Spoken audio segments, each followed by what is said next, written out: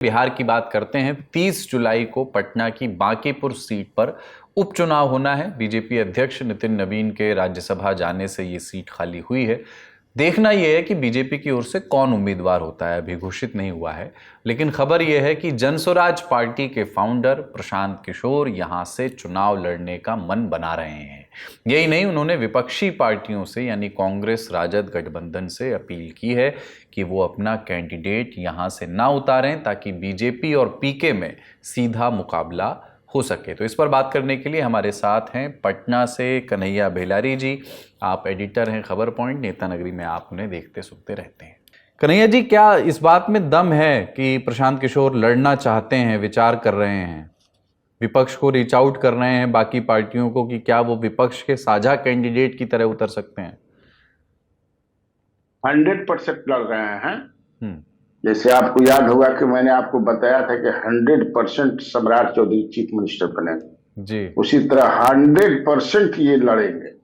और कल जो रात में बैठक हुई 1 बजे तक इन लोगों की बैठक चली कोर कमेटी की, उसमें सर्वसम्मति से हो गया 5 तारीख को, यानी 5 तारीख को 5 जुलाई को फिर एक बैठक होगी। औपचारिक बैठक है या अनौपचारिक, जो भी कहिए, ऐसे ही यहाँ बैठक करके और उसमें बिहार भर के जितने बिहार भर में कोर कमेटी के मेंबर हैं सब जुटेंगे, करीब 200 हैं, और सब सर्वसम्मति से बोल देंगे कि हाँ लड़ेंगे। यानी उसमें अब किंतु और परंतु नहीं है, लड़ रहे हैं वो। और 11 तारीख को नॉमिनेशन भी करेंगे। जो मेरे पास इंफॉर्मेशन है कि 11 तारीख को वो अपना मुहूर्त जो होता है ना, वो सब अपना दिखवा उखवा लिया है, इसलिए अब शक नहीं। ठीक है, लड़ेंगे, पर क्या कांग्रेस से और राष्ट्रीय जनता दल से कोई बातचीत चल रहा है कि वो लोग अपने प्रत्याशी ना खड़े करें? पिछले दिनों आपको याद होगा कि एक उपचुनाव हुआ था विधान परिषद का आरा, जिसमें महागठबंधन के कैंडिडेट जीत गए थे और एनडीए के हार गए थे, आपको याद होगा। और उसमें प्रशांत किशोर भी अपना कैंडिडेट देने जा रहे थे। तो इनके कैंडिडेट देने के बाद जो है, जिस कैंडिडेट की चर्चा चल रही थी, अगर उस कैंडिडेट को दिए होते तो उसमें महागठबंधन को मुश्किल होता जीतना। तो ये मान नहीं रहे थे, लेकिन तब जो मेरे पास जानकारी है और पक्की जानकारी है, इनको राहुल गांधी ने फोन किया और तब ये माने। आप समझ सकते हैं।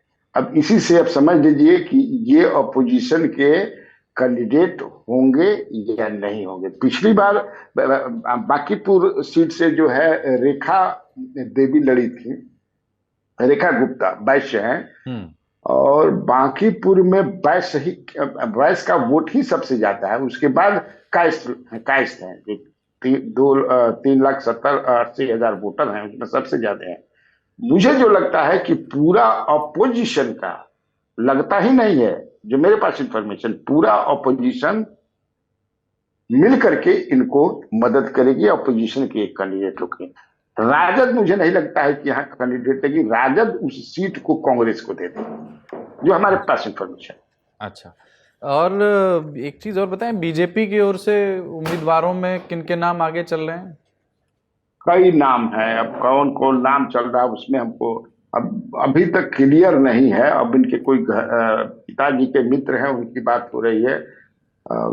अभी तक संशय की स्थिति है कि कौन बीजेपी के कैंडिडेट होंगे, क्योंकि वो तो चुनना है नितिन नवीन को ना, क्योंकि नितिन नवीन का ये सीट है 95 से लेकर के अभी तक उनके परिवार के ही, क्योंकि पिताजी जीते फिर उसके बाद ये, लेकिन उनके परिवार का कोई खड़ा नहीं हो रहा है, इतना मैं जानता हूं। उनके परिवार का कोई नहीं। एक चीज और ये बताएं कि ये सम्राट चौधरी के मुख्यमंत्री बनने के बाद ये पहला चुनाव, भले ही एक सीट का उपचुनाव हो रहा है, पर एक पहली बार लोग वोट डालने निकलेंगे, वो ऐसे समय में जब भरत भूषण तिवारी का मुद्दा जो है बिहार की राजनीति में छाया हुआ है। सम्राट चौधरी किस तरह के मुख्यमंत्री साबित होंगे, अभी हमें देखना है, अभी बहुत अर्ली समय है उनके लिए।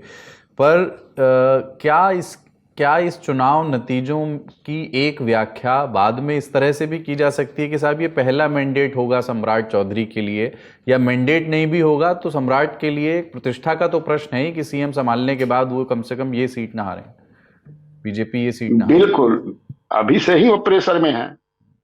अभी से ही वो प्रेशर में है। भरत भूषण तिवारी वाला जो मामला है, वो जिसको आज वहां गए थे चिराग पासवान, उन्होंने कह दिया कि वो तो हत्या है।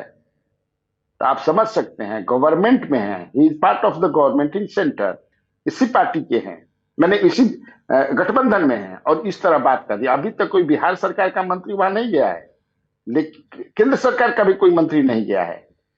और ठीक इनके बात से उलट जीतन राम मांझी कह रहे हैं सम्राट चौधरी से। अभी भी आप देखिए, बीजेपी के बहुत सारे नेता खुश नहीं हैं इनको बनाने से, चाहे वो नित्यानंद राय हो, चाहे विजय कुमार सिन्हा हो, अब तो सब ये भी खुल करके आ गए, आपको चिराग पासवान भी। तो काफी टफ लड़ाई है मुख्यमंत्री सम्राट चौधरी के लिए। अगर कहीं ये लूज कर दिए, हालांकि मतलब जिसकी संभावना बहुत कम है, लेकिन फिर भी क्या होगा ये तो कुछ जानता नहीं है, क्योंकि जो लोग हैं, वोटर जो हैं, जो स्थिति है खास तौर से भरत भूषण तिवारी के बाद, और वो अयोध्या वाला भी आप मामला उसको जोड़ लीजिए, तो बड़ा स्थिति ठीक नहीं है। और ऐसा नहीं है, सम्राट चौधरी जो है, उपचुनाव जो विधान परिषद वाला हुआ था उसमें तो हार ही गए, इससे भी उनको जोड़ दीजिए। तो इसलिए इनको जीतना जरूरी है। नितिन नवीन की, जहां बीजेपी की प्रतिष्ठा है, नितिन नवीन की प्रतिष्ठा है, और इन दोनों से ज्यादा जो है मुख्यमंत्री सम्राट चौधरी की प्रतिष्ठा इसमें है।